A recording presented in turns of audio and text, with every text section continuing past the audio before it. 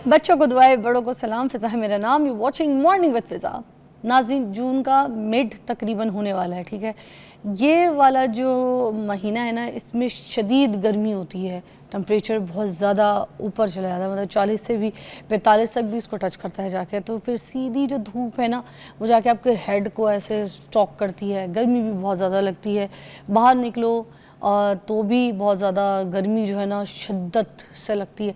फिर जो मज़दूर लेबर तबका है हमारा, जो गर्मी में धूप में काम कर रहे होते हैं, मिस्त्री होते हैं, घर बना रहे होते हैं, और बाकी जो ऐसे हमारे भाई हैं जो वाकई धूप में निकल के काम करें, रेड़ियाँ लगा लें, फल बेच रहे हैं या फिर सब्ज़ी का काम करें, कोई भी ऐसे काम, या फिर कोई पिक एंड ड्रॉप का काम करें, कोई ड्राइवर हजरात जिनका कोई पिक एंड ड्रॉप का काम है, जिसमें जो भी किसी किस्म की वो ट्रांसपोर्ट का काम करें, उन सारे लोगों को गर्मी बहुत बहुत ज़्यादा लगती है। और धूप में हीट स्ट्रोक के चांसेस इसी मौसम में ज़्यादा होते हैं, ठीक है, क्योंकि नमी इतनी ज़्यादा जो है वो कम हो जाती है हवा में कि जिसकी वजह से डायरेक्ट हीट जो है ना वो आपको लाके टच करती है और उसके बाद आपकी तबीयत बहुत ख़राब हो जाती है।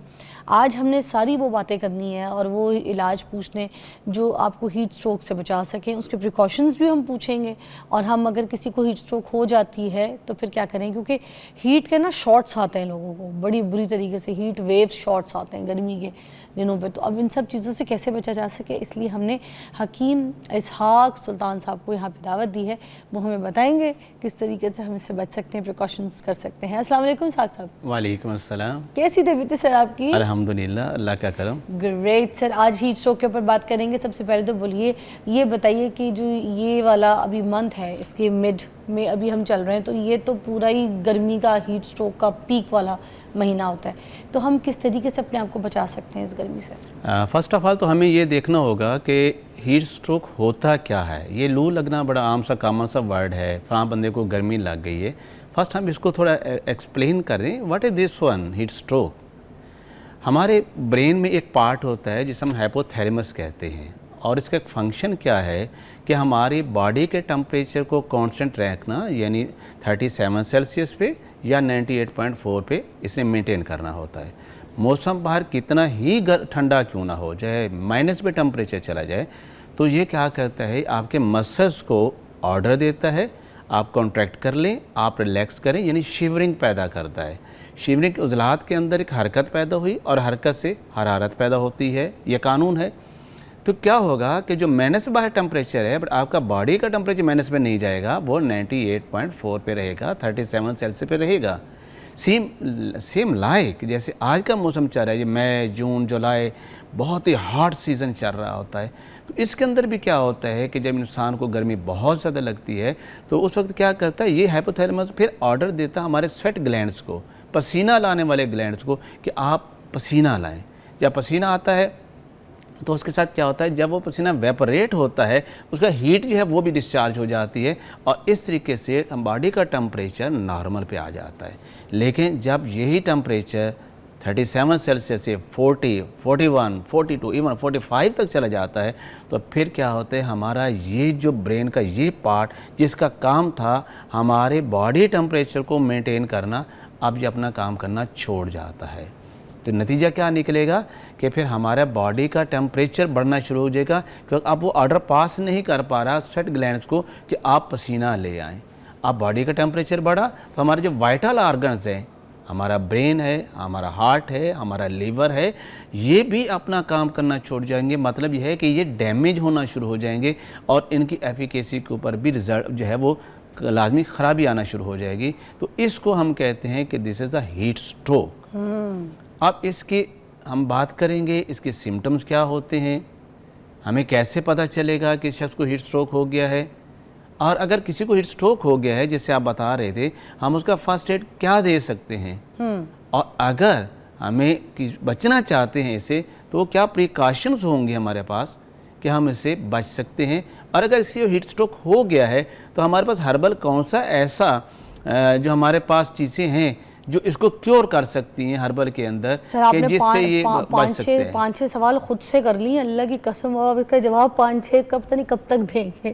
पहले ये तो बता दें, अलामात कैसे पे पता चलेगी? जी हाँ, इसके अलामत ये होते हैं कि जब आपका ये ज़्यादा हो जाता है, आपका बॉडी टेम्परेचर ज़्यादा, सबसे पहले क्या होता है कि आपके बॉडी के अंदर चूँकि पहले ही बॉडी कर रही थी, पानी की कमी हो गई, आपकी बॉडी खुश्क होना शुरू हो जाएगी, रेड होना शुरू हो जाएगी और हीट अप होना शुरू हो जाएगी।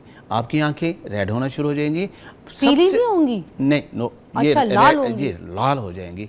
फिर आपके ब्रेन में, चूंकि अब जब ये मौसम आया, गर्म खुश्क था, ऑक्सीजन डेफिशिएंट हो गया, तो ब्रेन को प्रॉपर ऑक्सीजन नहीं मिला, तो नहीं कि दिमाग क्या होगा, पहले हल्का सा सर दर्द होगा, फिर क्या होगा, चक्कर आने शुरू हो जाएंगे, और अगर फिर भी यहाँ पर न हुआ तो फिर ब्रेन जो है उसके अंदर प्रॉब्लम ये है कि वो बेहोशी और गनूदगी की तरफ इंसान चला जाता है, यानी वो बेहोश भी हो सकता है। हार्ट की प्रॉब्लम होगी, हार्ट बहुत ज़्यादा तेज़ आना शुरू हो जाएगा। खून के चूँकि गाढ़ा हो चुका होता है, इसलिए हमारा पेशाब भी प्रॉपर तौर पे नहीं आएगा, गाढ़ा हो जाएगा, येलो इन कलर हो जाएगा और बहुत कम मिकदार में आना शुरू हो जाएगा।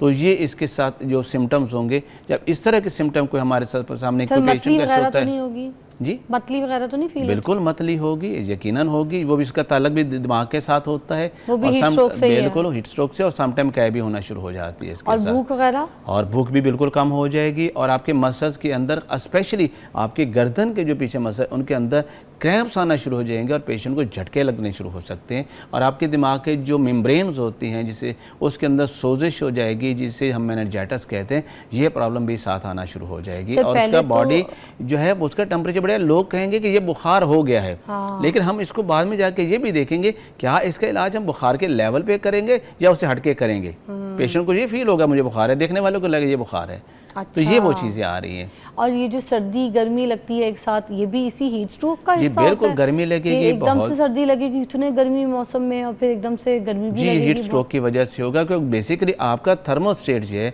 जो आपका ब्रेन का जो पार्ट है, अब वो आउट ऑफ फंक्शन उसको था, अब वो डिस्टर्ब हो चुका है ओवर हीट अप होने की वजह से। अच्छा, तो बॉडी हर चीज़ हरारत हो जी बिल्कुल, उसको जो से मेंटेन करना था, अब बाहर टेम्परेचर जितना भी था उसे मेंटेन करता, स्वेट ग्लैंड्स को ऑर्डर देना था, अब वो ऑर्डर पास नहीं हो रहा। तो सर अब ये फर्स्ट स्टेट क्या होनी चाहिए सबसे पहले, अगर इस तरह की कंडीशन है किसी के घर में, तो आपको पता है सबसे पहले तो हम घर से कोई चीज़ देखते हैं ना, जी तो हम क्या सबसे पहले तो मैं ये कहूँगा कि हमारे तिब्ब ने इसके बड़े ही कमाल के आपको कुछ टिप्स दी हैं। अगर आप उसको यूज़ कर लेते हैं तो होता है क्या, सबसे बड़ी बात जो होता है इसका डिहाइड्रेशन हो जाती है, पानी की आपके जिस्म के अंदर कमी हो जाती है।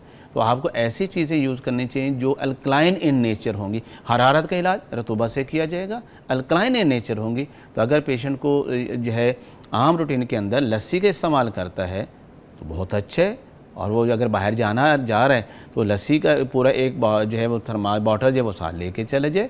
सर मगर लोग ये भी तो शिकायत करते हैं ना कि लस्सी ज़्यादा पीने से जोड़ों में दर्द शुरू हो गया है, लेकिन आप इसकी तो ये होता भी है, सही बात है। उन लोगों के जिनको ऑलरेडी हो चुका हो, लेकिन आम लोगों में तो नहीं होगा। जिनको डिहाइड्रेट हो रहा है उसको तो हमने लिक्विड देना है, मगर लस्सी की फॉर्म में दे सकते हैं, बिल्कुल दे सकते हैं, बट उनके लिए ये एहतियात करेंगे जिन जो ऑलरेडी अर्थराइटिस के पेशेंट हैं। अच्छा, आम लोगों को नहीं, आम लोगों को नहीं। आम लोग अगर ज्यादा लस्सी पी लेंगे तो उनको जोड़ों का दर्द तो नहीं शुरू? बिल्कुल नहीं होगा, बल्कि ये तो पेशाब आवर है, और ये ऐसा पेशाब आवर है जो आपकी बॉडी के इलेक्ट्रोलाइट्स को डिसबैलेंस नहीं करता, आपको कैल्शियम जो अच्छी क्वांटिटी में दे रहा होता है, और आपको पावर भी देता है, एनर्जी भी देता है।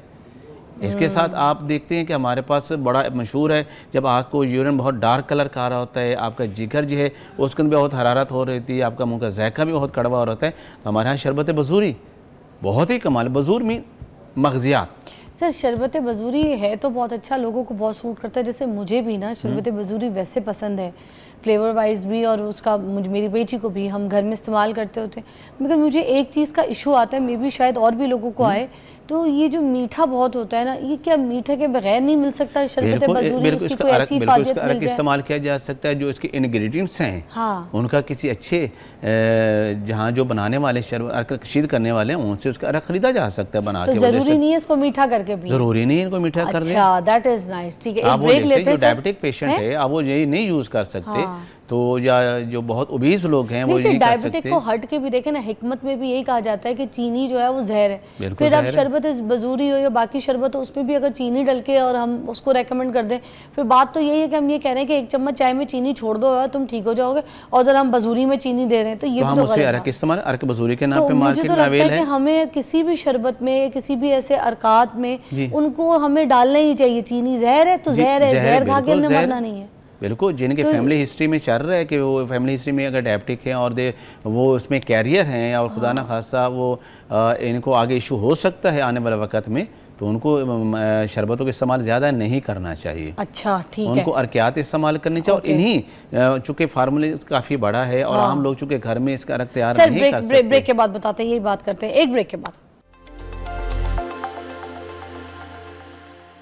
अच्छा सर, ये हम बात कर रहे थे ब्रेक से पहले कि लोग शरबत पीना चाहते हैं इस तरीके के जो बड़े इफादियत वाले हैं, मगर बस चीनी मिठास की वजह से लोग डरते हैं और फिर पीते नहीं।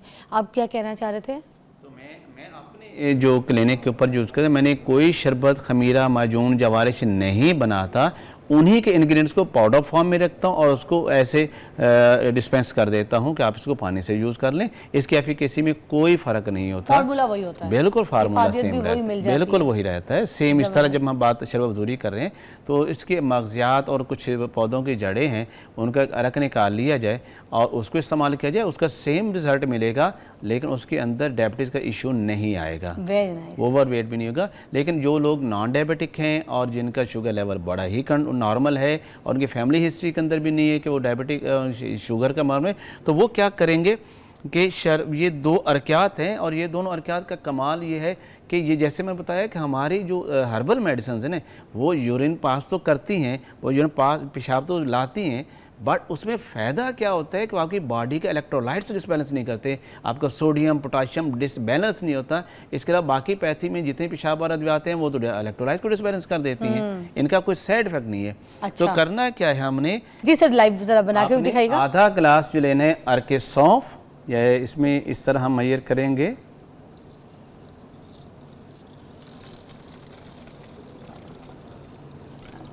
इतनी मिकदार में, और आधा गिलास ही आपने इसमें अर्के गुलाब लेना है। अच्छा, अब इसमें अर्के गुलाब ऐड करने का मकसद क्या है? क्या?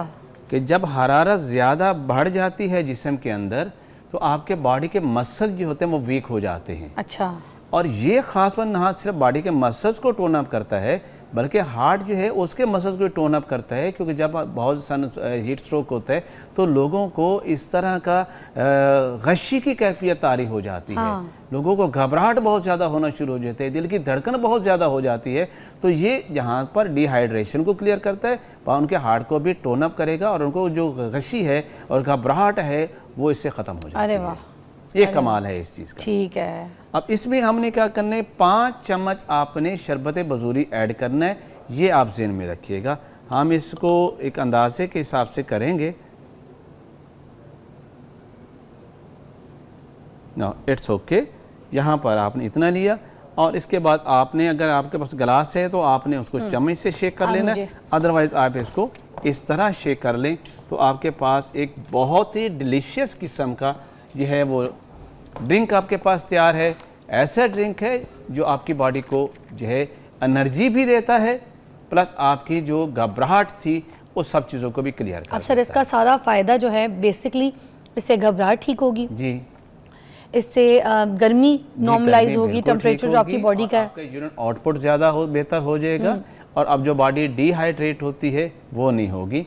ये जिस्म के अंदर इस चीज़ के लेवल को, पानी के लेवल सर ये इतनी, ये जो बोतल है तकरीबन ये हमने रोज़ इतनी पीनी है? जी, आप इसमें रोज़ ले लें, थोड़ा थोड़ा सिप सिप करके आप इसमें लेते चले जाए तो आपको सन स्ट्रोक से काफ़ी हद तक सर फ्लेवर बहुत मज़े का है जी, इसमें बहुत कमाल, वेरी टेस्टफुल। और फिर यह इसमें कोई आर्टिफिशियल चीज़ें ऐड नहीं की जाती। और सर ये जो सौंफ का ये जो पानी है, अर्क है, तो ये जो है वैसे भी जो मुंह की बदबू है उसको दूर करेगा, ये पेट के अमराज को भी ठीक करेगा, बल्कि आपके वेट लॉस में भी काम करेगा ये तो, है ना? जी, बेसिकली आपके जो हरारत की ज़्यादती जब जिस्म में होता है और उसकी वजह से जितने भी बैड सिम्टम्स आ रहे होते हैं ये उसको कवर करता है। सर पेट की ड्राइनेस को भी ये थोड़ा सा नॉर्मलाइज करेगा ना सौंफ का पानी? कोई शक नहीं। और बजूरी क्या काम कर रहा है इसके अंदर जाके? बजूरी आपके किडनी के फंक्शन को बहुत अच्छा करता है। अच्छा, ये किसी को खुदा न का किडनी स्टोन हो जाता है या लीवर के अंदर किसी को प्रॉब्लम आ जाए तो उसे जॉइंडस हो जाता है, या जिसके मुंह का जहका बहुत कड़वा हो रहा होता है, जिसके हाथ पाँव से बहुत ज़्यादा सेक निकल रहा होता है, जिसका urine dark in yellow colour आना शुरू हो जाता है, जिसका यूरिन ये वो बड़ा गाढ़ा होना शुरू हो जाता है, तो ये सब उसके लिए बेहतरीन किस्म का आपके पास एक ड्रिंक। और सर ये अभी पूरी गर्मियाँ अगर सब इस्तेमाल करना चाहते हैं, हम बच्चों को भी देना चाहते हैं, लेकिन हैव इट डेली नहीं है, कोई आफ्टर इफेक्ट नहीं मिलेगा आपको इसका, दे सकते हैं रोज दे सकते हैं, क्योंकि ये केमिकल से टोटल फ्री, ये नेचर है, नेचुरल चीज़ है, और हम जितना नेचर के करीब होते चले जाते हैं हमें उससे बेनिफिट ही मिलते हैं, उसका कोई आफ्टर इफेक्ट नहीं मिलता। वाह, अच्छा सर और भी ऐसी कुछ ऐसी कोई फकी है, कोई ऐसी चीजें मैं हैं इसके हाँ, जो एक आपको और लगता है? चीज़ जो अच्छा, सरदाई का भी मैं पूछ लूँ आपसे कि सरदाई भी कुछ लोग घरों में इस्तेमाल करते हैं, अगर किसी को ये वाले मसले हो गए, जॉन्डिस हो गया है, हीट स्ट्रोक बहुत हैवी हो गया उनको, ये मतली कै वाला सिस्टम है, उसके लिए तो क्या हमारे घर में उसके लिए सरदाई? हमारा एक बड़ी कमाल की चीज़ मैं बनाता हूँ, मैं जो अपने पेशेंट को वहाँ पर देता भी हूँ और बड़े ही लेडीज तो बड़े पसंद करती हैं उस क्या चीज़ को। क्या क्या? इसे हम कहते हैं इमली की चटनी। हाँ, that is a very effective. और इसमें कमाल ये है कि आपको नौजिया हो रहा है, आपको मतली हो रही है, आपकी भूख बिल्कुल बंद हो गई है, आपको खाने सामने आ रहा है, खाने का दिल नहीं कर रहा, आप 2 लुक़मे लेते हैं और आपके बस मैंने नहीं खाना, तो आप ये घर में बना के रख लें। ये कभी भी कोई ऐसा इशू आए, लेकिन उसमें शर्त यह है कि ये गर्मी की ज़्यादती से हो, ये अलामत ज़रूर होनी चाहिए, फिर करें। ये मिजाज को सामने देखें, क्योंकि तिब का सारा बेस जो है वो मिजाज के सर, ऊपर जब है। मुझे वेट कम करना था तो मैं इमली का पानी बहुत पीती थी, बहुत जल्दी वेट कम हुआ था। मैं इमली का पानी घोल के ना थोड़ा सा फ्रिज में रख लेती होती थी, फिर नॉर्मल पानी निकालती थी, उसमें से 1 चम्मच जो उसका गूदा होता है जो मैं घोलती थी वो निकालती थी। सीट्रस जो है ना, ऑल द सीट्रस जो भी तुष्ट है, जैसे कि आप लोग लेमन का यूज करते हैं, सीट्रस वेट को रिड्यूस करता है। हाँ, अच्छा, मगर लेमन से गला खराब होता है? इससे नहीं होता? इससे नहीं होता। क्यों? इसमें खट्टी तो ये भी होती है। मे भी ऐसा, कुछ लोग सेंसिटिव हैं उस चीज़ों के लिए भी, ऐसा भी हो सकता है। अच्छा, अब इसके मैं आपको इमली की चटनी के बारे में इंग्रेडिएंट्स बता देता हूँ। तो सबसे पहले तो आपने ये लेने हैं जी आलू बुखारा। ओके। अब ये आपने 250 ग्राम ले लिया। ये आलू बुखारे ये बिरयानी वाले ड्राइड फॉर्म में आता है और इसी शक्ल में मिलता है। दूसरे नंबर पे आपने लेनी है ये इमली, ये भी इसी फॉर्म में मिलती है, ये भी 250 ग्राम ले लेनी है। ओके। तीसरे नंबर आपने लेना है ज़रिश्क, ये बड़े खट्टे मीठे फल होते हैं जो आपको फ्रूट्स के अंदर भी मिलते हैं, बेकरी में लोग उसमें डालते हैं। ये आपने लेना है, अगर वो 250 ग्राम है तो ये आपने 120 ग्राम ले लेना है। अच्छा, ये क्या काम करेगा जी? ये भी जैके भी यही इसी इंग्रेडिएंट शामिल है इमली की चटनी बनाने में। अच्छा। अब इसने ये करना है मैं आपको, फिर आपने लेना ये आंवला, इनको अच्छी तरह ड्राई, ये खुश्क तो होता है, इसको पाउडर फॉर्म में कर लेना है। ये आपने 25 ग्राम लेना है इसका पाउडर। अच्छा। फिर आपने इसमें 25 जो है ये तकरीबन आपने फिर 120 ग्राम मुनक्का है, ये आपने लेना है। और ये भी मैं बताऊंगा कैसे आपने इसको इस फार्मूला बनाने में कैसे कैसे यूज़ करना है। सिर्फ इंग्रेडिएंट्स आप इसके नोट करते चले जाएं। ये आपने सुंड लेना है, इसको पाउडर फॉर्म कर लेना है 25 ग्राम। और लास्ट में मैं ये है कि पुदीना है, ये आपने लेना है, ये भी ड्राइड फॉर्म में मिलता है पंसारी से, इसे पाउडर फॉर्म कर लीजिएगा, 25 ग्राम ये होगा। अच्छा। ये पाउडर जो चीज़ें मैं बताइए पाउडर फॉर्म में वो करके रख ली है आपने।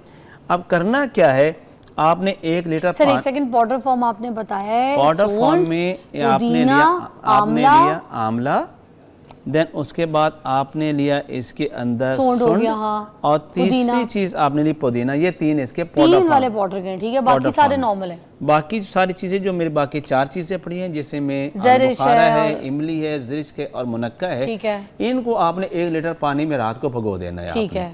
फिल्टर पानी लें, इसको रात को कपड़ा रख के सुबह क्या करें, ये सारे चूँकि नरम हो चुके हैं, इनको अच्छे से हाथों से अच्छी तरह मलें कि इसके सारे के सारा इसका गूदा जो पानी में शामिल हो जाए। अच्छा। और फिर आप इसको छाननी से छान लीजिएगा, इसकी जो इसमें अंदर जो इसकी गुठलियाँ होंगी वो सारी निकल जाएंगी, आपके पास उसका पल्प वगैरह सारा उसके अंदर आ जाएगा। आ गया, ठीक है। और फिर आपने करना है कि इसमें 3 जो है वो आपने केजी चीनी डालनी है। अच्छा। ये, और इसमें हल्की सी आंच पे बनाए, इतना बनाए कि वो गाढ़ा गाढ़ा कवाम बन जाए। ये आप देखने सर, हम गुड़ भी डाल सकते हैं? गुड़ भी डाल सकते हैं आप, लेकिन नॉर्मली हम इसमें चीनी का इस्तेमाल करते हैं, क्योंकि वो ज़रा फाइन किस्म का बन जाता है इसमें।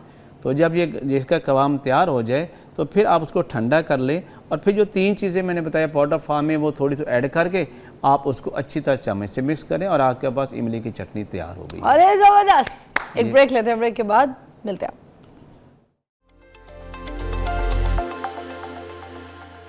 ज़बरदस्त इसहाक साहब ने हमें यहाँ पर इमली की चटनी बताई है, मगर थोड़ा सा इसका रेसिपी डिफरेंट था, और ये कितनी कारआमद है, कितनी अच्छी है सेहत के लिए, हम अपने बच्चों को भी खिला सकते हैं।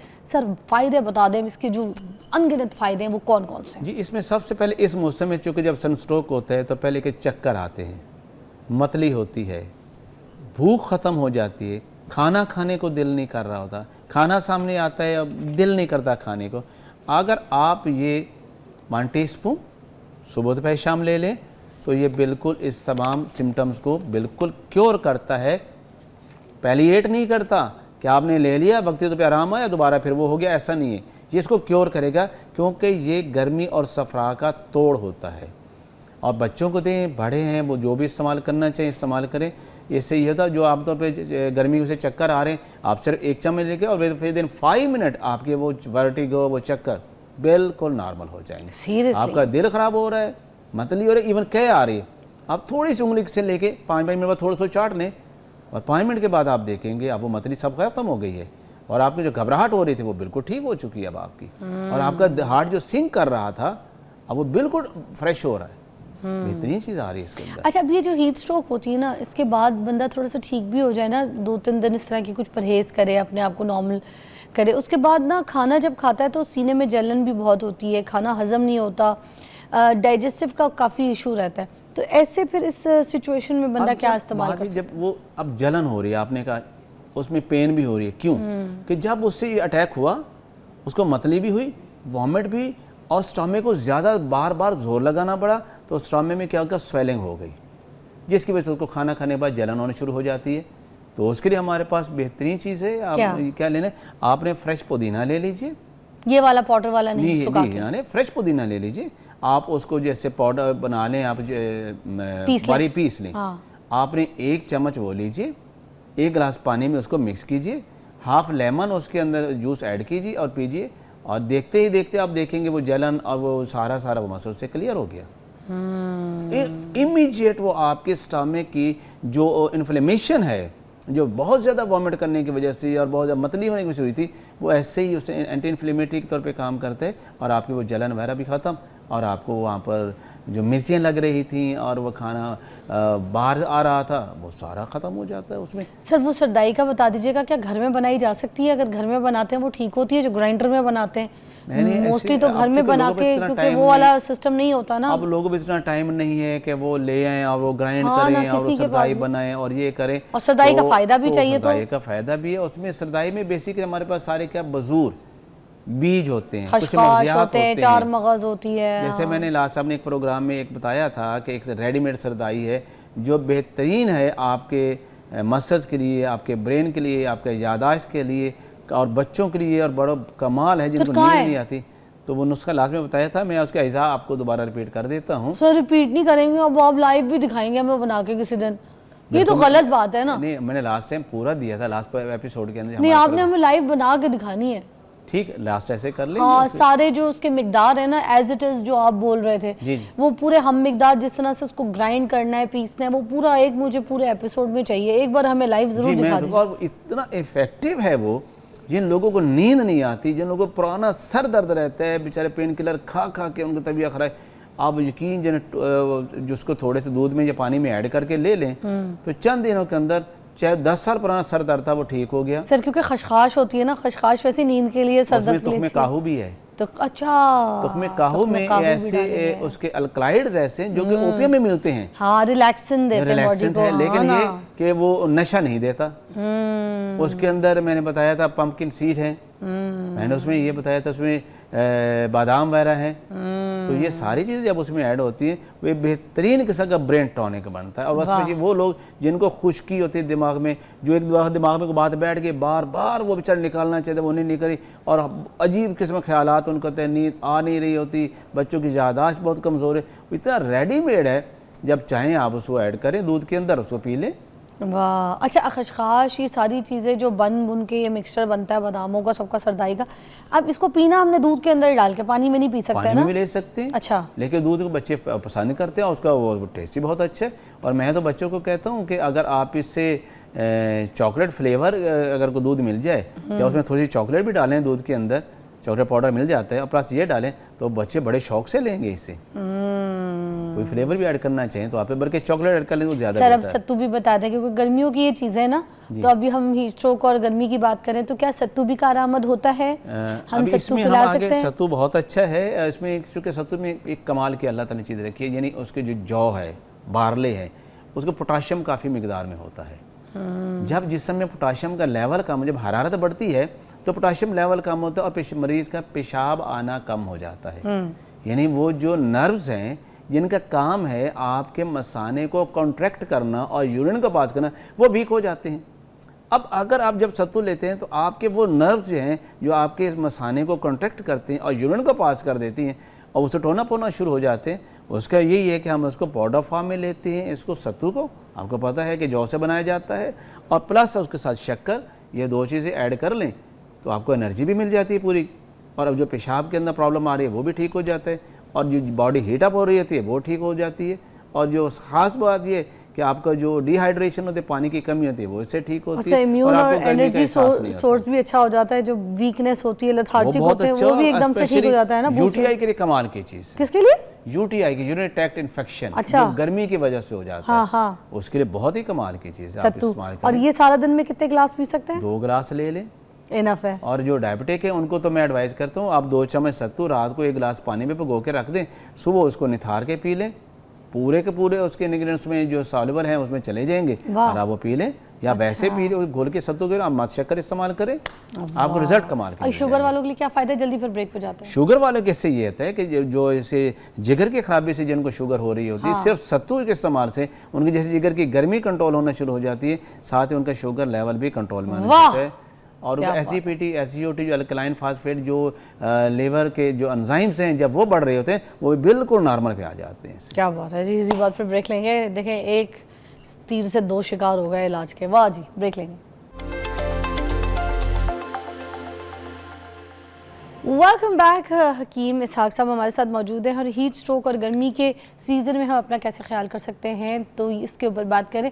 अच्छा इसहाक साहब, ये भी मुझे बताइएगा कि ये जो चीज़ें जैसे आपने मुझे बता दिया सत्तू के बारे में, सरदाई के बारे में, ठीक है, अरके गुलाब, सौफ, बजूरी का शरबत बता दिया, इमली की चटनी बता दी, ये सारे ऐसे इंग्रेडिएंट्स वाली चीज़ें जो कि ईजीली हम घर में बना के अपने बच्चों के साथ होम रेमेडीज खा सकते हैं ना, सब कुछ कर सकते हैं। अच्छा, ये तुखम मलंगा हो गया, चिया सीड हो गया, ये भी तो ठंडी इनकी तासीर होती है ना? ये जितनी भी ये चीज़ें होती हैं ना, आप अगर आप देखें तो अल्कलाइन इन नेचर है, जितनी भी आप चीज़ें इनका हम इस्तेमाल इनका भी इस्तेमाल सही है, बिल्कुल इनका इस्तेमाल किया जा सकता है। अच्छा, और अल्लाह ताला की दी हुई नेमतों में एक जो छोटा सा एक बॉल बीज है जिसे हम कहते हैं फालसा, लाल रंग का, उसका इस्तेमाल कितने फ़ायदेमंद है गर्मियों में, ख़ास तौर पे हीट स्ट्रोक टाइम पे, बहुत ज़्यादा शिद्दत गर्मी की किसी को लग रही हो, हीट वेव्स आ रहे हो, उसके लिए ज़रा ये बता दीजिए कि फालसा कितना कारगर। आपने फालसे की बात की, इससे पहले मैंने इमली भी की बात की, मैंने इससे पहले आलू बुखारे की बात की, मैंने ज़िर्श की बात की। अगर हम सबको देखें, सबका ज़ायका तो तुर्श है। हाँ, तो अल्लाह ताला ने तुर्शी में क्या ऐसी अफादियत रखी है कि हम गर्मियों में से यूज़ करते हैं। मैंने लास्ट साहब को बताया कि जब गर्मी बढ़ती है तो हमारे हार्ट के मसल्स वीक हो जाते हैं, हमें पल्पिटेशन स्टार्ट हो जाती है, हमें घबरा पल्पिटेशन, दिल की धड़कन बढ़ जाती है, और लेथार्जिक बॉडी में जान नहीं रहती, उसके और घबराहट बहुत ज़्यादा होती है। किसी अगर हार्ट मसल को टोन अप करना है, किसी के हार्ट बीट वीक होती जा रही है, यानी अगर किसी नॉर्मल तो 72 है, घबराहट की वजह से उसका हार्ट बीट भी कम हो रही है और दिल भी कमज़ोर हो रहा है, अगर दिल को ताकत देना है तो दुनिया में दिल को ताकत देने के तुलसी से बढ़ के कोई चीज़ नहीं है जो नेचुरल है। आप कोई भी तुलसी इस्तेमाल करवाएं, फौरी तौर पर मरीज की घबराहट खत्म हो जाती है। की भी कोई रेसिपीज बता दें। फालसा में तुलसी है, इसकी कोई रेसिपी? उसका आप हमारे यहाँ इसका शरबत बनता है जैसे आमतौर पर घर में आप लोग बनाते हैं। शरबत के अलावा कोई चीज तो हमें यही सुनने में, कोई शरबत नहीं पीते। शरबत आप सिंपल इतना करें कि फालसा लें 50 ग्राम, उसे 1 लीटर पानी, फिर थोड़े से पानी के अंदर उसको ग्राइंड कीजिएगा और फर्दर उसके अंदर 1 लीटर पानी ऐड करके उसको छान के आप उसको पीजिएगा, आपका फालसे का बेहतरीन वो रिजल्ट मिलेंगे। सर, हमें बचपन में अम्मी कहती थी फालसे का बीज फेंक दो, मैंने इसी का उसको छान लेना चाहिए, उसके छिलका और उसका बीज दोनों निकाल सर, ये तो बात बताएं, फिर खुल के बताएं अगर इसमें कोई अच्छी बुराई बात है। देखिए, मुझे नहीं पता, मैंने तो आपसे सिर्फ वो जिक्र किया कि हमें तो बीज नहीं खाने। आपने उसका छिलका भी निकाल दिया। हाँ, अच्छी लेना तो आपने उसका पल्प है ना जो उसके अंदर है, तो लोग तो उसको ग्राइंड करके जो शरबत में भी पीते हैं, तो उसका तो बीज शीट सब उनके पेट में। वो आपने कहा छान लेना जरूरी है, अदरवाइज वो बीज है इतना हार्ड होता है कि आपके स्टमक, आपके इंटेस्टाइन को डैमेज भी कर सकता है। अच्छा, जब वहां से पास ऑन होगा तो नुकसान देगा। तो लोग और उसका छिलका इतना इजी बाजार वाला भी छाने बगैर होता है जो रेडियो से पीते हैं, आप लोग को छानते वानते नहीं है उसको? जी बिल्कुल, उसको छानना चाहिए, स्ट्रेन कर लेना चाहिए, और वो बहुत कमाल की आपके प्यास। अगर कोई ऐसे ही खा रहा है फालसे, तो वो यही वाली बात है जैसे बिल्कुल, उसका छिलका भी फेंक दे, उसका पल्प सिर्फ यूज कर ले। हाँ, चूस के तो उसके बीज को फेंक दो ना, फेंक दे। ओके, वो बहुत ही कमाल की चीज है इसमें।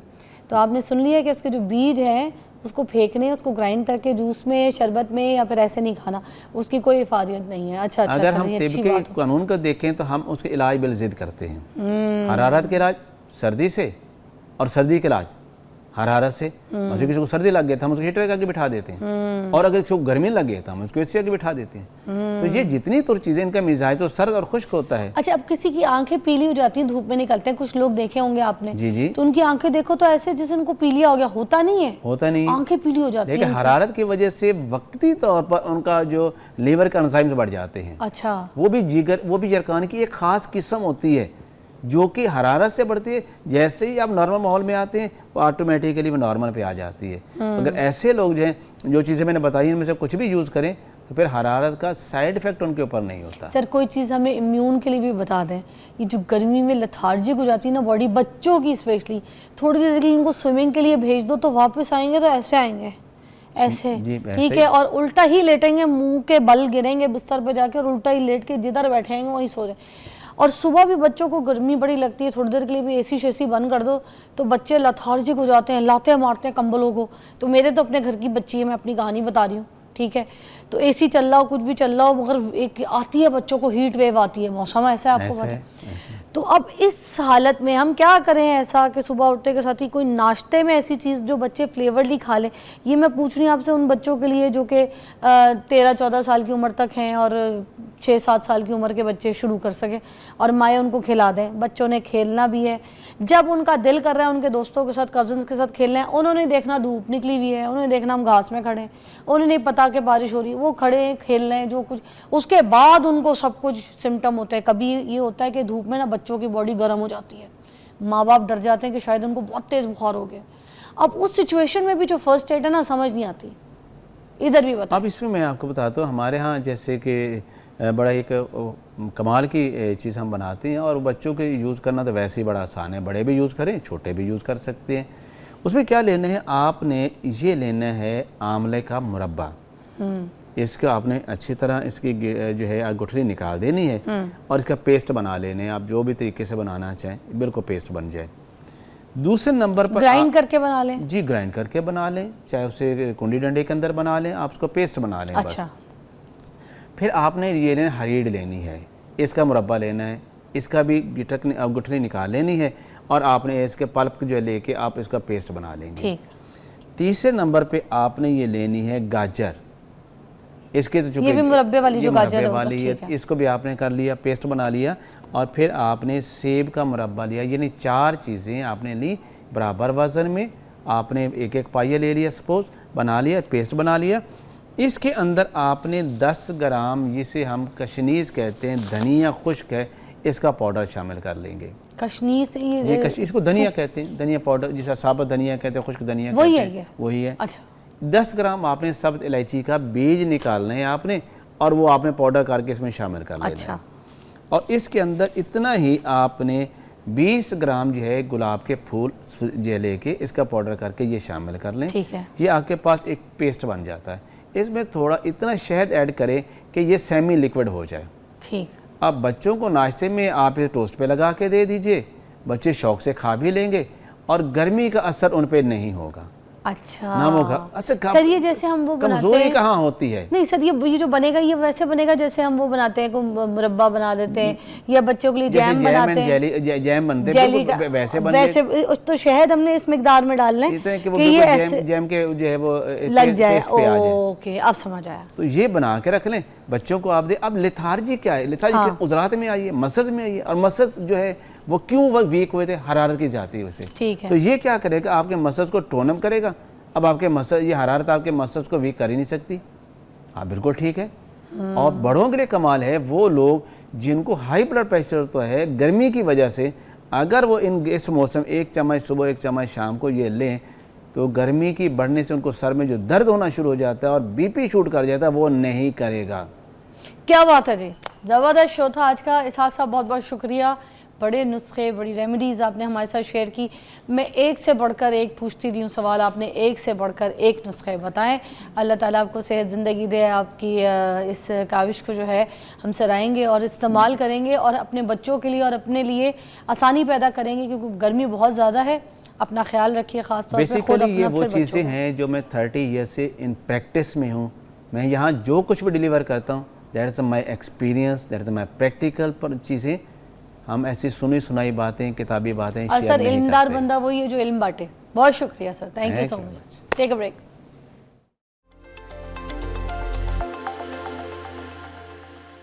ओके जी, welcome back, we watching morning with Fiza. और अभी हम बात करेंगे बालों के ऊपर।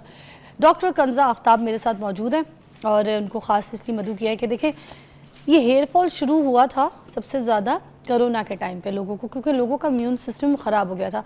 इतना सुनने में नहीं आता था हेयर फॉल हो रहा है, हेयर फॉल हो रहा है। ये कोरोना के बाद बहुत ज़्यादा हेयर फॉल शुरू हुआ, आधी आधी ट्रेंड निकल गई औरतों की भी। मगर अब कोरोना भी चला गया, सारे मसले चले गए। अब क्या ऐसी सिचुएशंस हैं जो कि हेयर फॉल जो है लोगों को रुक नहीं रहा।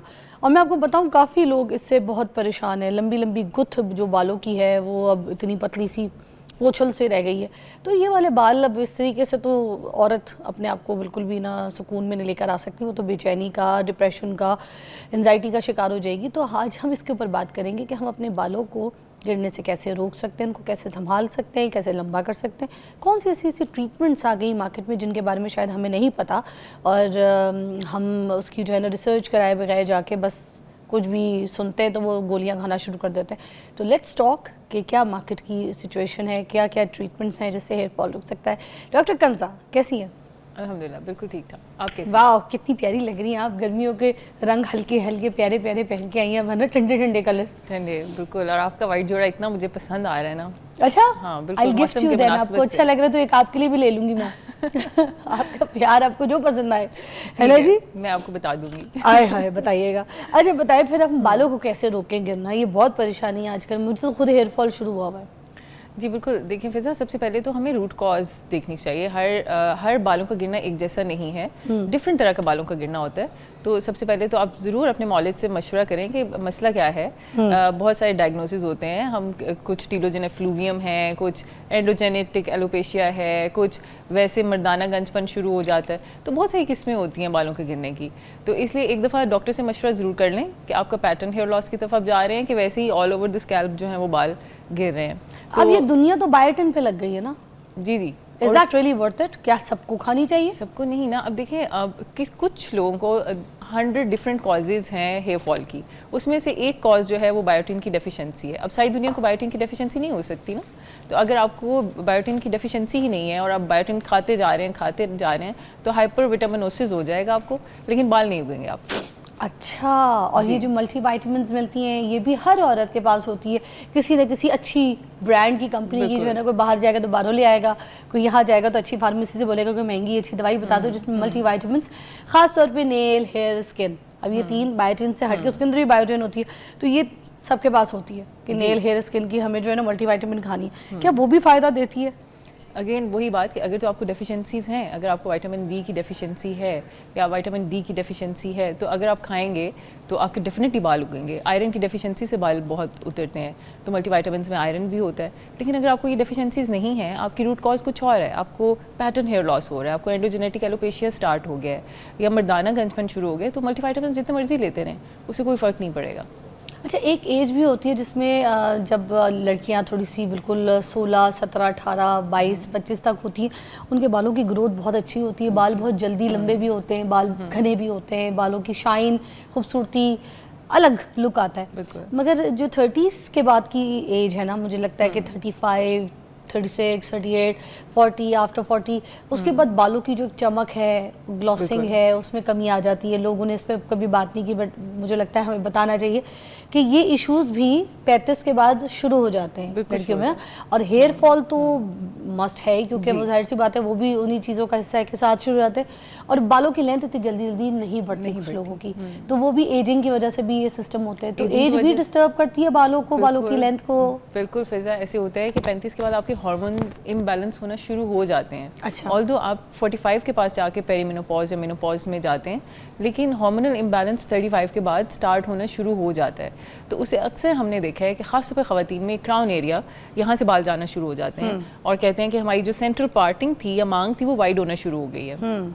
तो ये पैटर्न हेयर लॉस है। पैटर्न हेयर लॉस का मतलब है कि आपके हार्मोन्स जो हैं वो इम्बैलेंस हो गए हैं, तो आपने हार्मोनल ट्रीटमेंट्स या जो पैटर्न हेयर लॉस के ट्रीटमेंट्स हैं उनकी तरफ जाना है। उसमें सबसे पहले हम स्टार्ट करते हैं टॉपिकल स्प्रेज से स्टार्ट करते हैं, कुछ लोगों को वही बहुत सूट कर जाती हैं और वो टॉपिकल स्प्रेज पे ही रहते हैं for longer period. Topical sprays के स्प्रेज होती हैं, 2 पफ आपने हाथ में लेने हैं और रूट्स के अंदर मसाज कर लेना है। उसमें हमें पता है मिनॉक्सिडिल स्प्रे है और भी बहुत सारी स्प्रेज आई हुई हैं जिसमें बाइकेपिल, रेडेंसिल, जेलिशाइन, बहुत सारे नए नए इंग्रेडिएंट्स आए हैं, रोजमेरी एक्सट्रैक्ट। तो ये सब जो है वो बालों के ऊपर बहुत अच्छा काम करते हैं और ये रिसर्च बेस्ड इंग्रेडिएंट्स हैं जो कि अगर आप लगाते रहेंगे तो 2 से 3 महीने लगेंगे, लेकिन सबसे पहले बालों का हेयर फॉल रुकता है और उसके बाद बालों की ग्रोथ शुरू होती है, क्योंकि ग्रोथ साइकिल जो है बालों का वो तकरीबन 6 महीने से 1 साल लेता है। तो इसलिए हम कहते हैं कि ऐसे कोई भी ट्रीटमेंट शुरू करने से पहले आपने ये सोच लेना है कि ये ऑनगोइंग प्रोसेस है और इसको आपने मुसलसल रखना है, और ये नहीं कि 1 हफ्ता लगाया, 2 हफ्ता लगाया और कहा कि कोई फ़र्क नहीं पड़ा और रोक दिया ट्रीटमेंट। बालों के सारे ट्रीटमेंट्स जो हैं वो 2 से 3 माह लेते हैं इफेक्टिव होते हुए, इसलिए बेसब्री नहीं करनी और सब्र से इंतज़ार करना है। एक्सोमेस के बारे में बताएं। एक्सोमेस एक्सो आप एक ब्रांड का नेम ले रही हैं, मेरे ख्याल में एक्सोसोम्स जो हैं वो बिल्कुल न्यू प्रोडक्ट्स आई हैं। और अच्छा, एक्सोसोम्स जो हैं वो बेसिकली होते क्या हैं, वो एक पार्टिकल्स हैं जो सेल टू सेल मैसेंजर का काम करते हैं, कि वो एक सेल से दूसरे सेल तक मैसेज लेके जाते हैं कि भाई बाल ख़त्म हो रहे हैं, प्रोटीन्स ख़त्म हो रही हैं, स्किन बूढ़ी हो रही है, तो हम जहाँ भी वो लगाते हैं ना वहाँ पे वो प्रोटीन्स बनना शुरू हो जाती हैं। ठीक है, तो ये हेल्दी इंडिविजुअल्स में से लिए जाते हैं, या तो एम्बिलिकल कॉर्ड में से आते हैं या फिर हेल्दी इंडिविजुअल के फैट सेल्स के अंदर से ये एक्सट्रैक्ट किए जाते हैं। अच्छा, और फिर ऐसे लोगों को जिनको बालों का प्रॉब्लम है, मगर ये सिंथेटिक प्रोटीन बनाते हैं? सॉरी, सिंथेटिक चीज़ें बनाते हैं? सिंथेटिक मतलब आपकी स्किन के अंदर बनाते हैं ना, अगर आपके स्कैल्प पे लगेंगे तो वहाँ बाल बनना शुरू हो जाएंगे। ठीक, लेकिन एक्सट्रैक्ट ये किसी और से किए जाते हैं, किसी और हेल्दी इंडिविजुअल से, किसी अच्छा। हेल्दी पर्सन से। अच्छा। उसकी फैट सेल से लेके उसको थोड़ा सा ट्रीट किया जाता है कि दूसरे पर्सन को एलर्जीज ना करें। ठीक है, और उसके बाद फिर इसको फ्रीज़ करके पाउडर फॉर्म में फ्रीज़ करके बॉटल में रख दिया जाता है। फिर डाइल्यूट करके फिर इसको हमने एक खास टेम्परेचर पे रखना होता है, 2 to 8 डिग्री सेल्सियस में। जो पाउडर फ्रोज़न एक्सोसोम्स आते हैं उनका हम टेम्परेचर मेंटेन करते हैं, और फिर इसको डाइल्यूट करके 5 ml की नॉर्मल सेलाइन में हम अगर स्कैल्प पे लगाना है तो वहाँ इंजेक्ट कर देते हैं, या स्किन पे लगाना है तो स्किन पे इंजेक्ट कर देते हैं, या माइक्रोनीडलिंग के साथ भी इनको किया जा सकता है। वाह, तो ये इसके कितने सेशंस होते हैं, कितना कारआमद है, कितनी जल्दी क्विक रिजल्ट देता है? जी फिजा, जिनको तो सूट कर जाता है, देखिए एक ट्रीटमेंट है तो हर एक को इक्वली इफेक्टिव नहीं होगा, तो हमने ये देखा है कि 70 to 90% लोगों में काफ़ी इफेक्टिव होता है। एक्सोसोम्स इफेक्टिव कब होते हैं, हमें पता चल जाता है कि 1 से 2 हफ्ते में आपके हेयर फॉल रुक जाता है। 1 से 2 हफ्ते में हेयर फॉल, या पहले महीने में ही हेयर फॉल रुक जाता है, और 3 to 6 मंथ्स में नए बाल आना शुरू हो जाते हैं। लेकिन ये 70 to 90% लोगों के साथ होता है। कुछ बेचारे 30 से 10% लोग ऐसे होते हैं जिन पे एक्सोसोम्स भी इफेक्ट नहीं करते, तो उन्हें फिर ट्रांसप्लांट या दूसरी खाने वाली मेडिकेशंस की तरफ जाना पड़ता है। अच्छा, तो और ये इसकी कॉस्ट क्या होगी कंजा जी, अगर कोई कराना चाहता है इस तरह से, तो इसकी क्या बहुत महंगी कोई कॉस्ट है? जी फिजा, 2 तरह के एक्सोसोम्स अवेलेबल हैं। एक प्लांट बेस्ड है जो प्लांट से डिराइव्ड हैं, तो उनको हम बहुत इफेक्टिव नहीं पाते, उनके रिजल्ट्स बहुत इफेक्टिव नहीं होते हैं, तो वो थोड़े से कॉस्ट इफेक्टिव होते हैं। वो शायद आपको 1 लाख के अंदर अंदर भी एक्सोसोम्स मिल जाएं, लेकिन जो आपके ह्यूमन बेस्ड एक्सोसोम्स हैं वो 1 लाख से स्टार्ट होते हैं और फिर 2-3 लाख तक जाते हैं। इनमें डिफरेंट ब्रांडिंग्स होती हैं, कुछ अमेरिकन हैं, दे आर क्वाइट एक्सपेंसिव, वो तकरीबन 3 लाख तक जाते हैं, तो ये इनकी प्राइस रेंज होती है। लेकिन एक्सपेंसिव प्रोसीजर है, जो अफोर्ड कर सकते हैं वो लगवा सकते हैं, और इसकी गारंटी भी नहीं होती कि हर एक को गारंटी नहीं है रिजल्ट आएगा। हाँ, गारंटी नहीं है रिजल्ट, ये एक ट्रीटमेंट है, एक मेडिसिन है आप दे रहे हैं। हर एक को मेडिसिन इक्वली इफेक्ट नहीं करती, कुछ लोगों को रिजल्ट आएगा, कुछ लोगों को रिजल्ट नहीं आएगा, तो गारंटी। और अगर वैसे रिजल्ट के लिए आप लोग इसको सेशंस भी करते हैं कि मतलब 1 या 2 या 3 कोई और भी रिकमेंडेशन है? बस रिकमेंडेशंस तो ये कहती हैं, एक्सोसोम्स बनाने वाले तो ये कहते हैं कि कुछ लोग कहते हैं कि एवरी 10th डे करें, कुछ लोग कहते हैं एवरी 21st डे करें, लेकिन चूँकि एक बहुत महंगा प्रोसीजर है तो इसमें हमने अपने प्रोटोकॉल्स बनाए हुए हैं। तो मैंने तो जिन लोगों को लगाए हैं, मुझे 8 मंथ्स हो गए हैं, उनका एक बाल भी नहीं झड़ा, तो अब मैंने तो ये प्रोटोकॉल बनाया कि जब तक इनका हेयर फॉल दोबारा स्टार्ट नहीं होगा मैं सेकंड सेशन नहीं करूँगी। लेकिन कुछ लोगों को 2 मंथ्स के बाद भी रिपीट करना पड़ता है और कुछ लोगों को बिल्कुल रिजल्ट्स नहीं आते, तो उनको फिर हम कहते हैं कि this treatment is not for you, आप कुछ और एक्सप्लोर करेंगे आपके लिए। लेकिन जिनको इफेक्टिव हो जाते हैं फिज़ा, उनको पूरा साल रिपीट करने की ज़रूरत नहीं होती है एक्सोसोम्स। ये मेरी अपनी पर्सनल ऑब्जर्वेशन है। अच्छा कंजा जी, कुछ लोग कहते हैं कि जैसे कुछ जो तेल लगा के रखते हैं सर पे, जब स्कैल्प भी बहुत ज़्यादा ऑयली हो जाए तब भी हेयर फॉल शुरू हो जाता है, इज दैट ट्रू? स्कैल्प बहुत ऑयली होने से तो नहीं हो सकता, हाँ, लेकिन होने से अगर वहाँ पे देखें जो ऑयली स्कैल्प होती है ना, वहाँ पे कुछ ना कुछ डैंड्रफ या सोराइसिस या सीबम प्रोडक्शन की वजह से कुछ एनवायरनमेंट ऐसे क्रिएट हो जाते हैं, कोई ना कोई वहाँ पे एक्जिमा शुरू हो जाता है, तो उसकी वजह से आपकी रूट्स वीक हो सकती हैं। अगर वो प्रोलॉन्ग पीरियड ऑफ टाइम के लिए चलेगा, लंबे अरसे तक आपको सिबोरिक एक्जिमा रह रहा है, बहुत ज़्यादा शदीद डैंड्रफ है, तो डेफिनेटली चूँकि आपकी स्कैल्प जो है वो वीक हो रही है और वो उसकी स्किन इतनी हेल्दी नहीं है, तो वहाँ से बाल वीक होना शुरू हो जाएंगे और गिरना शुरू हो जाएंगे। तो जो भी आपका ऑयल है या डैंड्रफ है उसको ट्रीट करना बहुत ज़रूरी है, इसीलिए ताकि आप गंजपन की तरफ ना जा सकें। दूसरी कि मर्दों में ख़ास तौर पे आपने देखा होगा स्कैल्प भी ऑयली होती है, स्किन भी ऑयली होती है और उनके मेल हार्मोन्स ही मर्दाना गंजपन कर रहे होते हैं, तो उसको डायरेक्टली मेरे ख्याल में इट इज़ नॉट रिलेटेबल कि उनकी ऑयल ज़्यादा होने की वजह से बाल गिरे, उनके हार्मोन्स हैं जो उनके बाल गिरा रहे हैं। तो हम हार्मोन्स को तो कुछ नहीं कह सकते, लेकिन हम कुछ टॉपिकल मेडिसिन या कुछ ट्रांसप्लांट या डिफरेंट चीज़ों को करके हम बालों की लाइफ बढ़ा सकते हैं। Will take a short break, will be right back. बालों के गिरने के ऊपर बात करें और कौन कौन सी ट्रीटमेंट्स हैं वो भी बात करें। अब मर्दों के लिए क्या ट्रीटमेंट्स है उस पर बात करेंगे। आ जाए। Welcome back. डॉक्टर कंजा हमारे साथ मौजूद है। हम हेयर फॉल के ऊपर बात करें। मर्दों के भी बहुत ज़्यादा बाल गिरते हैं, बल्कि औरतों से ज़्यादा। ट्रेंड भी पहले उनकी निकल आती है, अच्छे खासे खूबसूरत होते हैं, लड़कियां देख के शादी करती हैं, हेयर स्टाइल पे मरती हैं, ठीक है, थूक लगा लगा के बाल सेट करते हैं। जैसी शादी होती है वो सिर्फ थूक लगाना ही रह जाती है, बाल कुछ नहीं होता सर पे। हाँ बिल्कुल, वो कहते हैं जो मर्द ज़्यादा कमाते हैं उसके बाल उड़ जाते हैं, हाँ और निकल आती है। हाँ हम अच्छा मैं तो लोग कहते हैं ना कि अमीरी की निशानी है बाल जल्दी गिर जाते हैं, तो मैं तो बड़े माड़े भी देखे जो वो कब अमीर होंगे बेचारे जिनकी टिंट तो आ गई मगर दौलत नहीं आई अभी। बिल्कुल बिल्कुल, ये बदकिस्मती की निशानी है। अच्छा तो बाल अब लोग कहते हैं कि औरतें गिराती हैं टेंशन दे दे के, ऐसा तो नहीं है? ऐसा बिल्कुल भी नहीं है फिजा। हर बुरी चीज़ को औरतों के साथ मंसूब कर दिया जाता है कि ये भी औरत ने किया। लेकिन ये बताना बहुत ज़रूरी है कि जो भाइयों के अपने हार्मोन्स हैं ना, मेल हार्मोन्स, वो उनके बाल गिराते हैं, उनका मर्दानापन उनके बाल गिराता है, औरतें नहीं गिराती। जी बिल्कुल भी नहीं। मेल हार्मोन्स जो है वो हेयर फॉल का बाइस होते हैं? बिल्कुल बिल्कुल। ये मेल ऐसा क्या मसला होता है? बस मेल हार्मोन्स हैं कि ये आपका हार्मोन प्रोन एरिया, ये वाला जहाँ से चांद बनना शुरू होता है और ये फ्रंटल रिसेशन शुरू होती है, तो ये मर्दों का एक खास हार्मोन होता है जो टेस्टोस्टेरॉन कन्वर्ट होता है DHT में। अच्छा। ठीक है, वो DHT जो है वो यहाँ से बाल गिराना शुरू कर देता है। अच्छा। तो इसलिए जो भी हमारे सारी इसकी ट्रीटमेंट्स हैं वो एंटी DHT या एंटी मेल हार्मोन ट्रीटमेंट्स होती हैं, और उसमें कुछ खाने वाली दवाइयाँ भी होती हैं जो कि हम मर्दों को नहीं देते, वो ज़्यादातर ख़वातीन को देते हैं। बाज़ औक़ात मर्दों को उसमें साइड इफ़ेक्ट्स आ जाते हैं। अच्छा। तो इसलिए इसमें ख़वातीन का कोई कसूर नहीं है, ये उनके अपने मेल हार्मोन्स हैं जो उनके बाल गिरा रहे हैं। लेकिन उसके मर्द तो बेचारा ख्याल भी नहीं करते डॉक्टर कंजा, ना तो वो कोई मल्टीविटामिन्स खाते हैं, ना कोई ताकत की दवा खाते हैं, ठीक है, ना ही उनके मैंने तो कोई ऐसे देखा कि ऑयलिंग वगैरह करके अपना बड़ा को ख्याल रखते हो। शैम्पू भी उनको एक वो मिल जाता है खुश्की दूर करने वाला शैम्पू, वही बेचारे लगा लगा के ना अपने बाल और मजीद गिरा देते हैं, मगर उनको तो कुछ पता ही नहीं होता कि भाई ड्राई हेयर के लिए कौन सा शैम्पू है तो नॉर्मल हेयर के लिए कौन सा। तो उनको घर में आया हुआ जो मिल जाए वो लगा लेते हैं। अब उनके हेयर का कोई ऐसा नहीं है सिस्टम जो थोड़ा सा पहले से प्रिकॉशंस करें, वो ख्याल करें, एक बार कोई ट्रेंड आ गई तो फिर बाल वापस नहीं आते।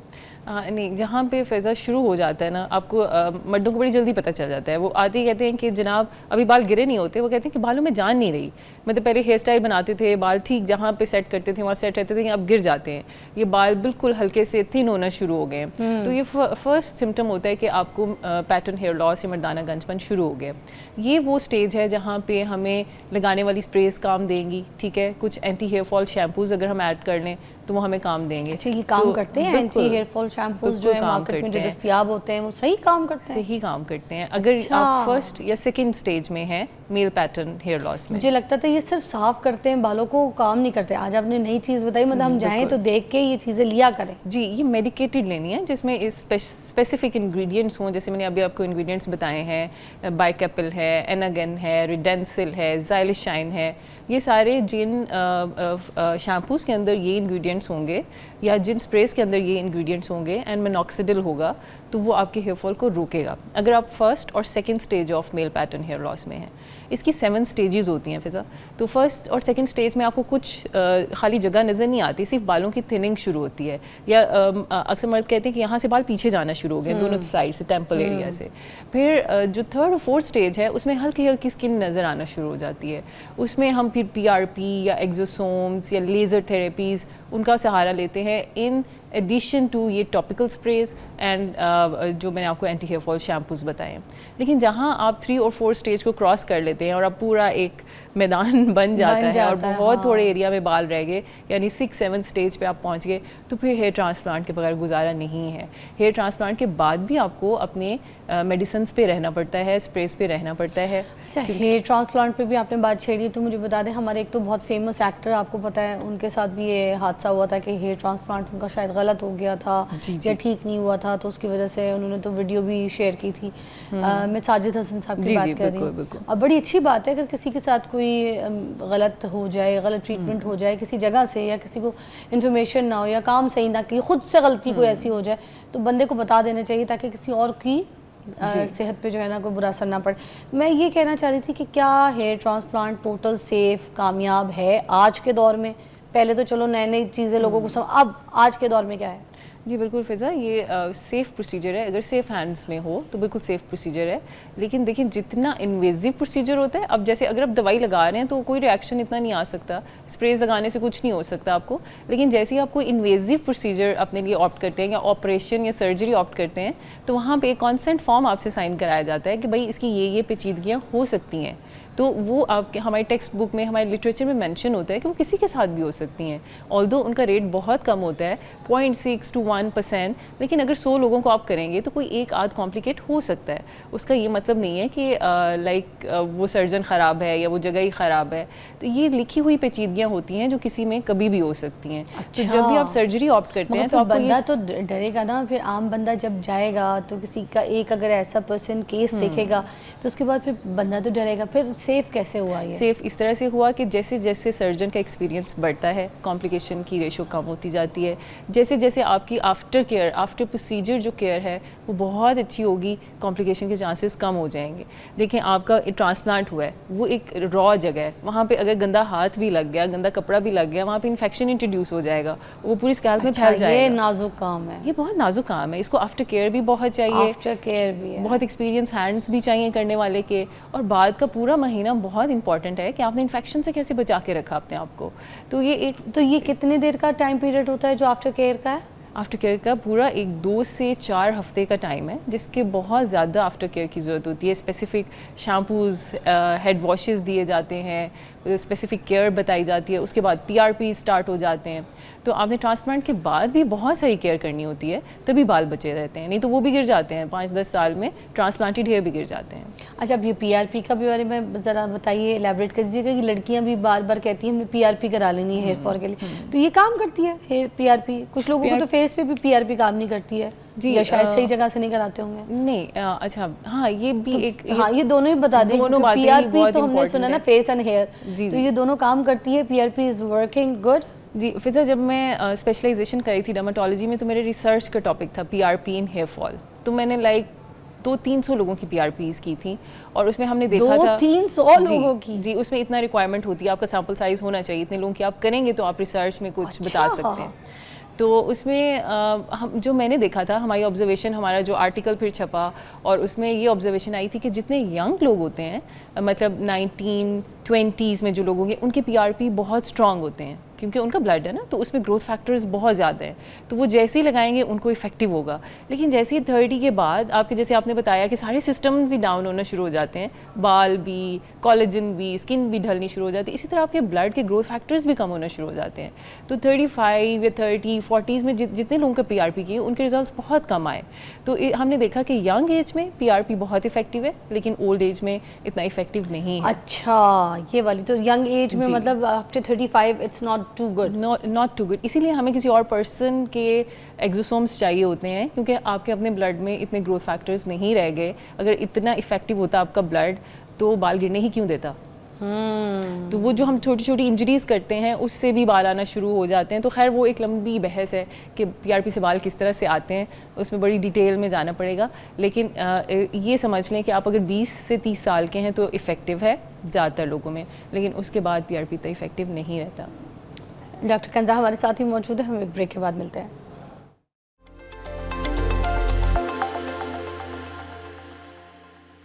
Welcome back, you watching morning with Fiza.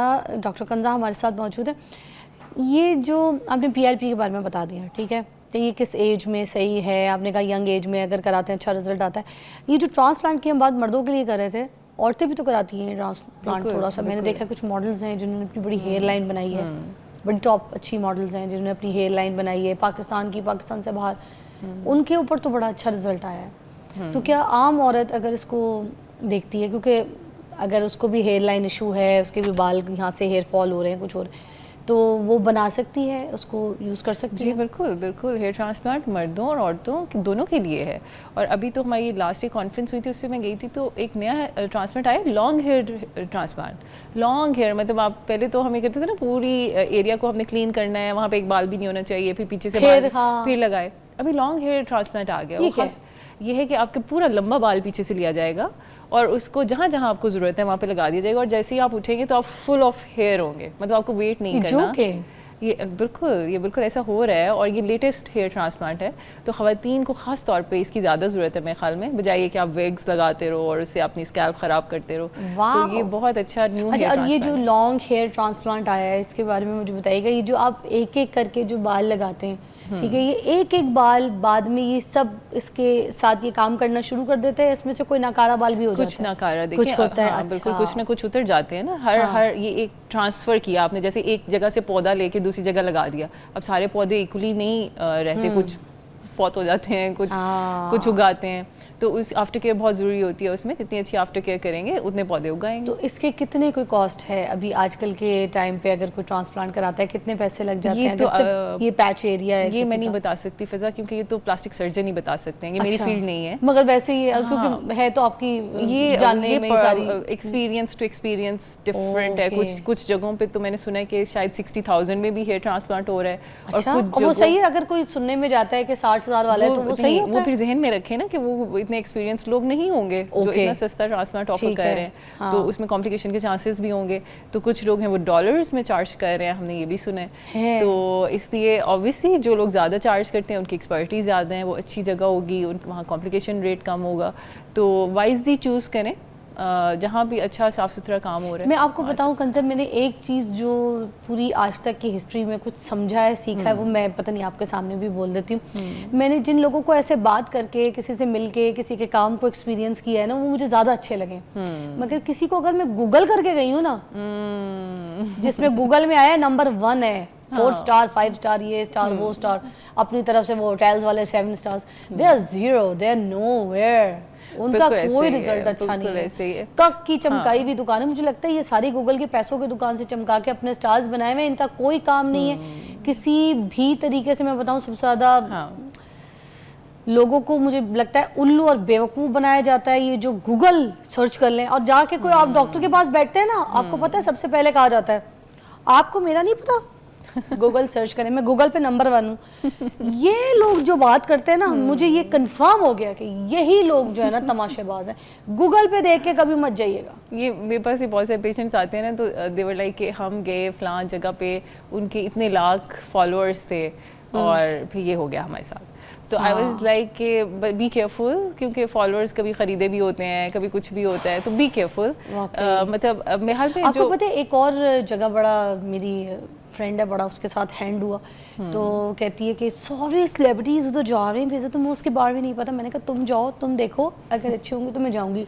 Dentist की बात बता रही हूँ। तो वो जनाब चली गई उधर उन डेंटिस्ट साहब के पास, जो कि गूगल में भी नंबर 1 आ रहे थे, सोशल मीडिया पे भी नंबर 1 आ रहे थे, वो उनके पास चली गई। और सारे सेलिब्रिटीज ऑलमोस्ट उन्हीं के पास वो गई है। उसका इतना बुरा केस ख़राब किया, आप यकीन करें भी 5 डेंटिस्टों के पास वो रगड़ गई है, मगर उसका काम ठीक नहीं हुआ। वाई? बिकॉज और पैसे भी उसके इतने निकल गए कि मैं आपको बताऊं, समझो उसकी आधी जायदाद निकल गई है, इतना पैसा खा लिया उसका। वो पहले ने केस खराब किया, दूसरे ने डबल कर दिया, तीसरे ने सर्जरी कर दी, पांचवें ने गम। सिर्फ एक डेंटिस्ट की एक दांत से कहानी शुरू हुई थी, उसका पूरा गम इम्प्लांट हो गया यार, गम सर्जरी हो गई बेचारी की। तो ये मैं आपको बता रही हूँ, ये सारे अपनी तरफ से नंबर 1 थे। और खास तौर पे ये जो सोशल मीडिया के लोग जो जिनके पास स्टार्स जा रहे थे ना, उनका सारा पेड प्रोडक्शन थी, सारा पेड प्रमोशन थी। उन्होंने आर्टिस्टों को पैसे दे के बुलाया हुआ था, उन्होंने टिकटॉकरों को पैसे दे के बुलाया था, ये जो ब्लॉगर्स जितने भी लोग होते हैं उनको पैसे दे के। बात कर रही हैं, इस पे वॉइस रेस करनी चाहिए, क्योंकि हमारी आवाम बहुत मासूम है, उनको नहीं पता। वो मुझे आके ये कहते हैं वो फलां डॉक्टर के पास तो इतने सेलिब्रिटीज जाते हैं, तो मतलब ये याद रखें, जो सेलिब्रिटी जाके अगर ये टैगिंग करता है ना, टैग ये देखा करें आजकल के दौर में, आपको समझ आ गई बात। जब आप देखें ना कि कोई सेलिब्रिटी किसी डॉक्टर को टैग कर रहा है, वो डॉक्टर अनाड़ी है, उस डॉक्टर के पास मत जाए। वो डॉक्टर खेपी कहानी करता है, वो ये घेरा लगा रहा होता है। काम जिसका अच्छा होता है ना, उसके पास पूरी दुनिया खुद ही भागती है, याद रखें इस बात को। उसको मार्केटिंग की जरूरत नहीं पड़ती है, वर्ड ऑफ माउथ से जाते हैं लोग। नहीं, वर्ड ऑफ माउथ, यही बात मैं अभी यही कहने लगी थी कि वर्ड ऑफ माउथ, अगर आपको किसी सहेली ने बताया ना कि मैं वहां गई थी, ये देखो ये ठीक हो गया, या ये ऐसे होगी, मैं वो सही है, वो सही है, वो सही है, वो सही है, वो सही है। तो मुझे ये लगता है कि लोगों से पूछना चाहिए, लोगों की एक्सपीरियंसेस, लोगों की बात। कोई मसला है किसी से डिस्कस करो यार, मुझे ये कराना है, मुझे वो कराने का शौक है, मेरा ये मसला चल रहा है, बात कर लो, बात है ना, करें, इससे आपको पहले पता कि चल जाएगा जिंदगी खराब हो जाए। बिल्कुल ऐसे ही यार थैंक यू, आपने मेरा साथ दिया इस बड़े इंपॉर्टेंट मौजूद। नहीं, मैं तो इस पे बहुत देर से बात करना चाहती थी, लेकिन मैं वो आपको पता है फिर बहुत बैकलैश भी आता है। लेकिन ये बहुत, मेरे पास पेशेंट आके यही बताते हैं कि वो फलां जगह गए, लुट गए और अब हम क्या करें। अब क्या तो ये अवेयरनेस देना बहुत जरूरी है कि सब पेड प्रमोशंस होती हैं। जब आपको सेलिब्रिटी किसी जगह बैठा नजर आ जाता है, दैट इज पेड प्रमोशन, तो अब बी केयरफुल। इस्लामाबाद में बहुत ऐसे डॉक्टर्स, ऐसी चीज़ें, डेंटिस्ट बहुत सारे आपको मिलेंगे देखने को, जो खास तौर पे सेलिब्रिटीज को बुला के पेड प्रमोशंस क्योंकि जब हम सेलिब्रिटी का ट्रीटमेंट करते हैं वो तो हम डिस्क्लोज ही नहीं कर सकते, हम तो नहीं किसी को बता सकते कि इसने हमसे ये कराया। वही बात, वो जो सेलिब्रिटीज जाते हैं वो जो कुछ कराते होंगे ना, वो बताते थोड़ी हैं। ये सब पेड प्रमोशन पे उनकी दुकान में जाके खड़े होकर एक सेल्फी और टैगिंग देते हैं। ये सेलिब्रिटीज पर टैग के पैसे लेते हैं, तो ये सिर्फ वो दिखाते हैं। तो try to understand, word of mouth से पूछ के। हम अपने शो पे भी यहाँ पे आप लोग के सामने जो डॉक्टर्स बुलाते हैं, इनको इसलिए बुलाते हैं ताकि आपको नॉलेज हो, अवेयरनेस आपको हो, आपको पता हो आपने किस जगह जाना है, कहाँ जाना है, कैसे लोगों के पास जाना है। ये बैठ के यहाँ पे ये तो बता रही है, सिखा रही हैं आपको, क्या अपना वक्त यहाँ थोड़ी बर्बाद करनी है, आपको बताने आई है कि सही जगह जाएँ, सही लोगों के हाथ जाएँ, जहाँ से भी काम कराएं, मगर आपको रिसर्च होनी चाहिए इन चीज़ों की। Take a break.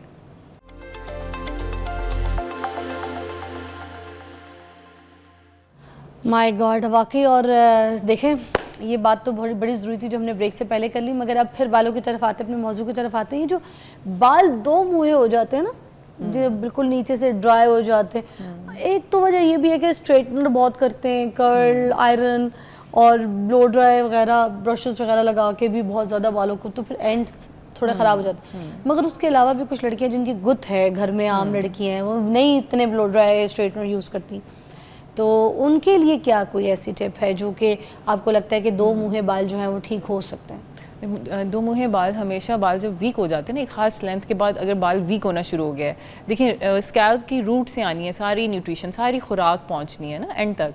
तो अगर आपकी कोई भी डेफिशिएंसीज है, ख़ास तौर पे बच्चियों को होती है आयरन डेफिशिएंसी, आयरन डेफिशिएंसी है, विटामिन डी डेफिशिएंसी है, कॉपर जिंक डेफिशिएंसी है, तो बाल स्प्लिट एंड्स होना शुरू हो जाएंगे, दो मुँहे होना शुरू हो जाएंगे। तो सबसे पहले न्यूट्रिशन पे या मल्टीविटामिन्स पे, ये दो मुँहे बालों का इलाज मल्टीविटामिन्स हैं, और उसके बाद उनको ट्रिम करना, इसका इलाज है कि आप एंड से ट्रिम कर दें तो बाल हेल्दी हो जाएगा। इसी वजह से कहते हैं कि 2-2 महीने के बाद जो है बालों को ट्रिमिंग करें, है ना, ट्रिमिंग कर लें। अच्छा, तो ट्रिमिंग अगर रेगुलरली करा रहे हैं तो कोई ऐसा मसला नहीं है? नहीं, अगर 2 मुँहे बाल हो गए हैं तो इसका मतलब है कि अब वहाँ तक आपकी न्यूट्रिशन नहीं पहुँच रही, अब बाल वीक है वहाँ से, उसको आपने ट्रिम कराना ही कराना है। लेकिन अगर आपके बाल ठीक हैं और आपको स्प्लिंट एंड्स नहीं मिल रहे तो ज़रूरी नहीं कि आप हर 2 महीने के बाद ट्रिमिंग कराएं, ये हर एक का डिफरेंट है।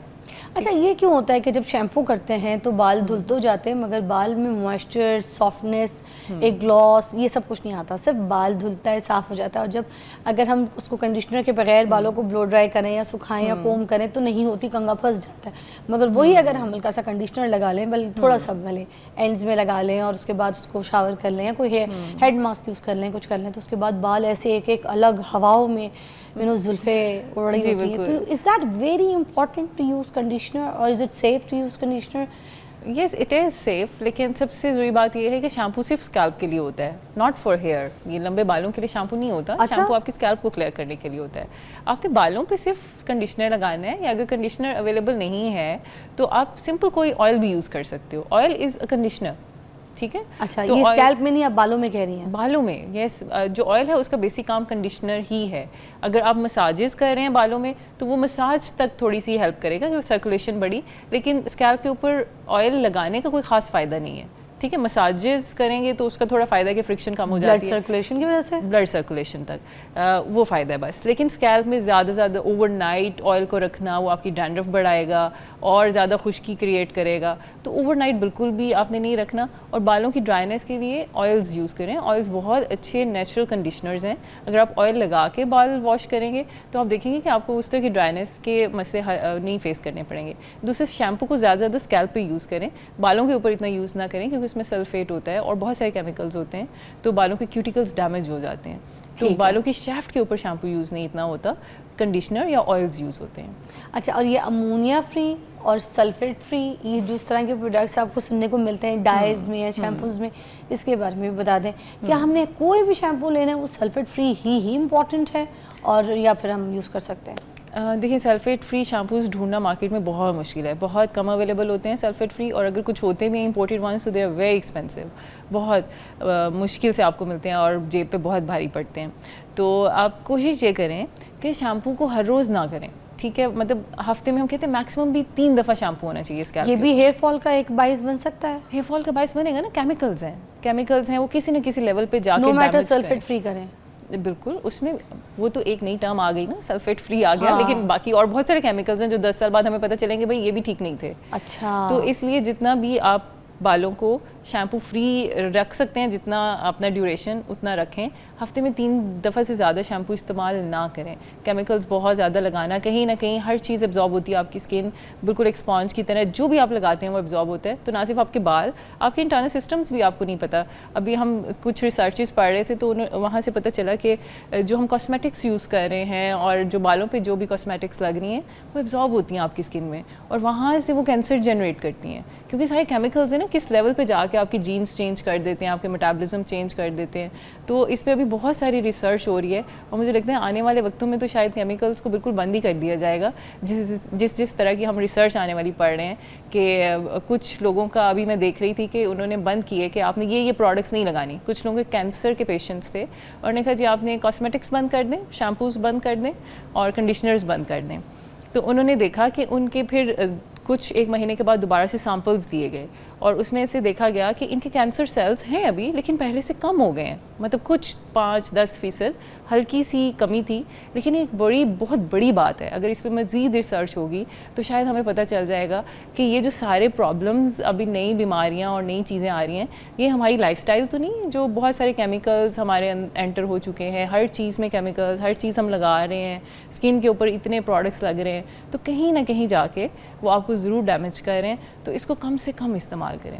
अच्छा, ये कुछ लोग कहते हैं कि बाल को रात को कस के बच्चों के गुत्त बना के टाइट तो उनको सुलाना चाहिए, ठीक है। और कुछ लोग कहते हैं कि नहीं, बाल को जैसे अगर बादशाहत मलका वाला ज़माना देखें तो उसमें तो गुलाब के अर्क में पानी में बाल डाल के चमेली के हल्के से तेल में पानी को भिगो के डाल के ना, तो उसके बाद फिर बालों को हल्का हल्का नीचे से गीला करके तो उसको बस मलमल के कपड़े में सोख करके बालों को तो ऐसे खोल के फैला के मलकाए सोती होती थी। तो अब समझ कुछ नहीं आ रहा, मलकाए तो बाल खोल के ऐसे फैला के सोती थी, उसके ऊपर बल्कि गुलाब के फूल भी फेंके जाते थे उनके बालों में, जुल्फों में, ठीक है, और चमेली के गुलाबों के। और जब वो अब बात होती है कि कुछ जो दकियानूसी लोग हैं वो कहते हैं कि नहीं जी कस के चोटी गूंद दो तो फिर बाल बढ़ेंगे और मजबूत होंगे, तो ऐसे सुलाओ।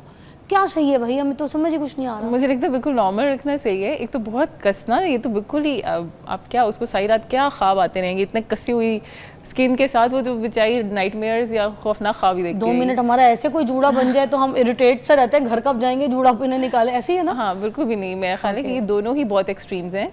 ये दोनों ही ठीक चीज़ नहीं है। ना ही बालों को गीला रख के सोना है आपने, और ना ही आपने कस के बांध के सोना है। जैसे अल्लाह ने आपको बाल दिए हैं खुश करें, और हाँ ये ज़रूर करें कि एक सिल्क का तकिया हो सकता है, आपका जो तकिए का कवर है वो सिल्क का रख लें। सिल्क का क्यों? क्योंकि उससे फ्रिक्शन नहीं ना, आपके क्यूटिकल्स डैमेज नहीं होंगे, बालों के क्यूटिकल्स डैमेज नहीं होते। खासतौर पे जिनको एक्नी प्रॉब्लम है, स्किन के प्रॉब्लम्स हैं या बाल रफ हैं, तो उनको हम ये कहते हैं कि रेशमी तकिया होना चाहिए आपका।